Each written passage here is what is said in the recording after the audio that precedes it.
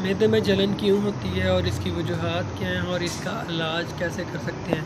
देखिए, मैदे में जलन तज़ाबियत जो है, जब हम पानी कम इस्तेमाल करते हैं तो हमारे मैदे में जो तज़ाबियत होती है वो बढ़ जाती है। ठीक है, या फ़ास्ट फूड, बाज़ारी चीज़ें, तली चीज़ें ज़्यादा खाने की वजह से हमारे मैदे में गर्मी हो जाती है, तज़ाबियत बढ़ जाती है। उस वजह से फिर जो है मैदे में जलन, तज़ाबियत, बेचैनी होना शुरू हो जाती है। तो इसका सबसे बेहतरीन इलाज ये है कि आप जो है फ़ास्ट फूड से परहेज़ रखें, पानी ज़्यादा इस्तेमाल करें, कम से कम 13-14 गिलास एक दिन में इस्तेमाल करें। और इसके साथ जो है इसबगोल का छिलका इस्तेमाल करें, ताज़ा सब्ज़ियाँ, कच्ची सब्ज़ियाँ, सलाद वगैरह का इस्तेमाल करें। ठीक है, और इसके साथ ये एक सिरप है डाइजेल, ये आप सिरप इस्तेमाल कर सकते हैं 2-2 चम्मच।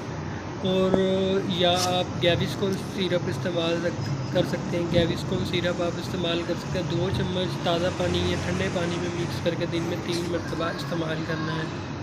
गैविस्कोन या ये डाइजेल सिरप 2 चम्मच ठंडे पानी में मिक्स करके दिन में 3 मरतबा आपने इस्तेमाल करना है। इससे आपकी मैदे की तज़ाबियत कम हो जाएगी, ठंडक हो जाएगी, आपकी जलन जो है ख़त्म हो जाएगी। अगर बेचैनी होती है, मैदे में दर्द, जलन, तो उसको जो है ये कवर करेगा। इसको आप 2-3 शीशियाँ पिएँ, आपकी तज़ाबियत और जलन वगैरह मुकम्मल ठीक हो जाएगी। तो अगर आप मज़ीद कुछ पूछना चाहते हैं तो कमेंट करें या व्हाट्सएप करें। मिलते हैं नेक्स्ट वीडियो में। अल्लाह हाफ़िज़।